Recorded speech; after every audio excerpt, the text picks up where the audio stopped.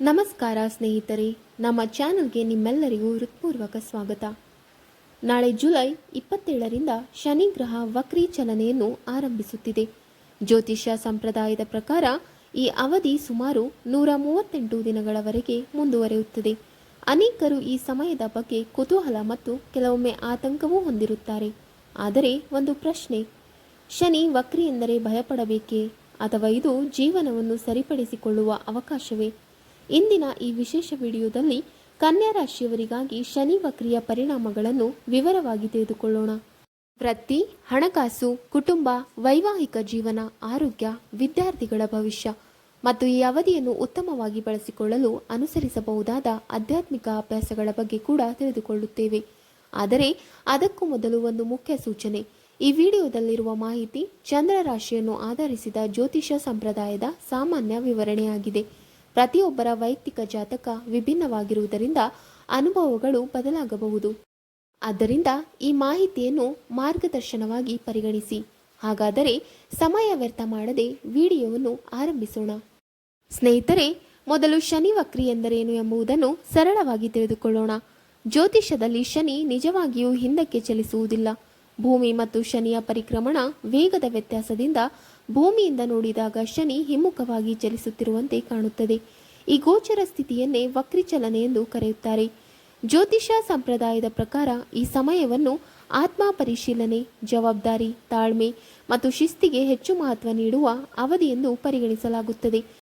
ಶನಿ ತಡ ಮಾಡಬಹುದು, ಆದರೆ ಪರಿಶ್ರಮವನ್ನು ವ್ಯರ್ಥ ಮಾಡುವುದಿಲ್ಲ ಎಂದು ಅನೇಕ ಜ್ಯೋತಿಷ ಗ್ರಂಥಗಳಲ್ಲಿ ಉಲ್ಲೇಖಿಸಲಾಗಿದೆ. ಕನ್ಯಾ ರಾಶಿಯವರೇ, ಈ 138 ದಿನಗಳಲ್ಲಿ ನಿಮ್ಮ ಜೀವನದ ಹಲವು ಕ್ಷೇತ್ರಗಳಲ್ಲಿ ಮರುಪರಿಶೀಲನೆ ಮಾಡುವ ಅಗತ್ಯ ಎದುರಾಗಬಹುದು. ಬಹಳ ದಿನಗಳಿಂದ ಮುಂದೂಡಿರುವ ಕೆಲಸಗಳು ಪೂರ್ಣಗೊಳ್ಳದೆ, ಯೋಜನೆಗಳು ಅಥವಾ ನಿರ್ಧಾರ ತೆಗೆದುಕೊಳ್ಳದೆ ಉಳಿದಿರುವ ವಿಷಯಗಳು ಇವೆಲ್ಲವೂ ಮತ್ತೆ ನಿಮ್ಮ ಗಮನಕ್ಕೆ ಬರಬಹುದು. ಈ ಸಮಯದಲ್ಲಿ ನೀವು ಒಂದು ವಿಷಯವನ್ನು ನೆನಪಿಡಿ: ಆತುರ ಬೇಡ, ಅವಸರ ಬೇಡ, ಯೋಜನೆ ಮಾಡಿ ಮುಂದೆ ಸಾಗಿರಿ. ಜ್ಯೋತಿಷ್ಯ ಸಂಪ್ರದಾಯದ ಪ್ರಕಾರ ಇದೇ ಶನಿಯ ಪ್ರಮುಖ ಪಾಠಗಳಲ್ಲಿ ಒಂದಾಗಿದೆ. ಉದ್ಯೋಗದಲ್ಲಿರುವವರಿಗೆ ಈ ಅವಧಿಯಲ್ಲಿ ಹೊಸ ಜವಾಬ್ದಾರಿಗಳು ಸಿಗಬಹುದು.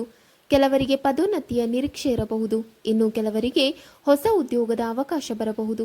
ಆದರೆ ಯಾವುದೇ ನಿರ್ಧಾರವನ್ನು ತೆಗೆದುಕೊಳ್ಳುವ ಮೊದಲು ಕಂಪನಿಯ ನಿಯಮಗಳು, ವೇತನ, ಕೆಲಸದ ಸ್ವರೂಪ ಮತ್ತು ಭವಿಷ್ಯದ ಬೆಳವಣಿಗೆಯ ಸಾಧ್ಯತೆಗಳನ್ನು ಪರಿಶೀಲಿಸಿ. ಜ್ಯೋತಿಷ ಸಂಪ್ರದಾಯದ ಪ್ರಕಾರ ತಾಳ್ಮೆಯಿಂದ ತೆಗೆದುಕೊಂಡ ನಿರ್ಧಾರಗಳು ಹೆಚ್ಚು ಸ್ಥಿರವಾಗಿರಬಹುದು.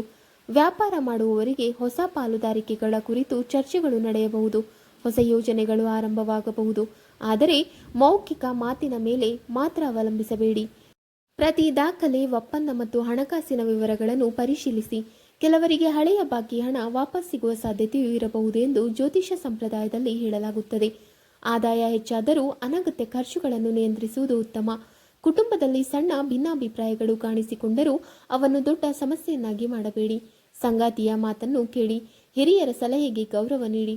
ಒಂದು ಕ್ಷಣದ ಕೋಪ ವರ್ಷಗಳ ಸಂಬಂಧವನ್ನು ಹಾಳು ಮಾಡಬಹುದು, ಆದರೆ ಒಂದು ಕ್ಷಣದ ತಾಳ್ಮೆ ಅದೇ ಸಂಬಂಧವನ್ನು ಉಳಿಸಬಹುದು. ಈ ಸಮಯದಲ್ಲಿ ವಿಶೇಷವಾಗಿ ನಿದ್ರೆ, ಒತ್ತಡ ಮತ್ತು ಮಾನಸಿಕ ಆರೋಗ್ಯದ ಕಡೆ ಗಮನ ಕೊಡಿ. ಸಮತೋಲಿತ ಆಹಾರ ಸೇವಿಸಿ. ಪ್ರತಿದಿನ ಕನಿಷ್ಠ 30 ನಿಮಿಷ ನಡೆಯಿರಿ ಅಥವಾ ವ್ಯಾಯಾಮ ಮಾಡಿ. ಧ್ಯಾನ ಅಥವಾ ಉಸಿರಾಟದ ಸರಳ ಅಭ್ಯಾಸಗಳು ಮನಸ್ಸಿಗೆ ಶಾಂತಿ ನೀಡಬಹುದು. ಯಾವುದೇ ಆರೋಗ್ಯ ಸಮಸ್ಯೆ ಮುಂದುವರಿದರೆ ವೈದ್ಯರನ್ನು ಸಂಪರ್ಕಿಸುವುದು ಅತ್ಯಂತ ಮುಖ್ಯ. ವಿದ್ಯಾರ್ಥಿಗಳೇ, ಈ ಸಮಯದಲ್ಲಿ ಏಕಾಗ್ರತೆಯನ್ನು ಬೆಳೆಸಿಕೊಳ್ಳಲು ಉತ್ತಮ ಅವಕಾಶವಾಗಬಹುದು. ಪ್ರತಿದಿನ ಒಂದೇ ಸಮಯದಲ್ಲಿ ಓದುವ ಅಭ್ಯಾಸ, ಪುನರಾವಲೋಕನ ಮತ್ತು ನಿರಂತರ ಅಭ್ಯಾಸ ಉತ್ತಮ ಫಲಿತಾಂಶಕ್ಕೆ ಸಹಾಯ ಮಾಡಬಹುದು. ನಿಮ್ಮ ನಂಬಿಕೆಗೆ ಅನುಗುಣವಾಗಿ ಪ್ರಾರ್ಥನೆ, ಧ್ಯಾನ, ಮಂತ್ರಜಪ ಅಥವಾ ಧಾರ್ಮಿಕ ಗ್ರಂಥಗಳ ಪಠಣ ಇವು ಮನಸ್ಸನ್ನು ಶಾಂತವಾಗಿಡಲು ಸಹಾಯಕವಾಗಬಹುದು. ಇದರ ಜೊತೆಗೆ ಸಮಯ ಪಾಲನೆ, ಪ್ರಾಮಾಣಿಕತೆ ಮತ್ತು ಜವಾಬ್ದಾರಿಯುತ ಜೀವನ ಶೈಲಿ ಅಳವಡಿಸಿಕೊಳ್ಳುವುದು ಶನಿಯ ಗುಣಗಳಿಗೆ ಹೊಂದಿಕೆಯಾಗುತ್ತದೆ ಎಂದು ಜ್ಯೋತಿಷ ಸಂಪ್ರದಾಯ ಹೇಳುತ್ತದೆ.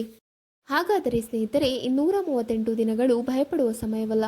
ಇದು ನಿಮ್ಮ ಜೀವನವನ್ನು ಮರುಪರಿಶೀಲಿಸುವ, ಉತ್ತಮ ಅಭ್ಯಾಸಗಳನ್ನು ಬೆಳೆಸಿಕೊಳ್ಳುವ ಮತ್ತು ತಾಳ್ಮೆಯಿಂದ ಮುಂದೆ ಸಾಗುವ ಸಮಯವಾಗಿರಬಹುದು. ಜ್ಯೋತಿಷ ದಿಕ್ಕನ್ನು ತೋರಿಸಬಹುದು, ಆದರೆ ಆ ದಾರಿಯಲ್ಲಿ ನಡೆಯುವುದು ನಮ್ಮ ನಿರ್ಧಾರ.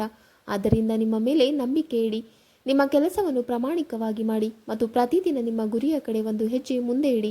ಈ ವಿಡಿಯೋ ನಿಮಗೆ ಉಪಯುಕ್ತವಾಗಿದೆ ಎಂದು ಅನಿಸಿದರೆ ಒಂದು ಲೈಕ್ ಮಾಡಿ. ಕಾಮೆಂಟ್ನಲ್ಲಿ ಓಂ ಶನೀಶ್ವರಾಯ ನಮಃ ಎಂದು ಬರೆಯಿರಿ. ಜೊತೆಗೆ ಈ 138 ದಿನಗಳಲ್ಲಿ ನೀವು ಸಾಧಿಸಲು ಬಯಸುವ ಒಂದು ಗುರಿಯನ್ನು ಹಂಚಿಕೊಳ್ಳಿ. ಈ ವಿಡಿಯೋವನ್ನು ನಿಮ್ಮ ಸ್ನೇಹಿತರು ಮತ್ತು ಕುಟುಂಬದವರೊಂದಿಗೆ ಹಂಚಿಕೊಳ್ಳಿ. ನಮ್ಮ ಚಾನಲನ್ನು ಸಬ್ಸ್ಕ್ರೈಬ್ ಮಾಡಿ ಮತ್ತು ಬೆಲ್ ಐಕಾನ್ ಒತ್ತಿ. ಪ್ರತಿದಿನ ಹೊಸ ಕನ್ನಡ ಜ್ಯೋತಿಷ್ಯ, ರಾಶಿ ಭವಿಷ್ಯ ಮತ್ತು ಆಧ್ಯಾತ್ಮಿಕ ವಿಡಿಯೋಗಳನ್ನು ತಪ್ಪದೇ ನೋಡಿ. ಧನ್ಯವಾದಗಳು. ಓಂ ಶಾಂತಿ. ಹರ ಹರ ಮಹಾದೇವ್.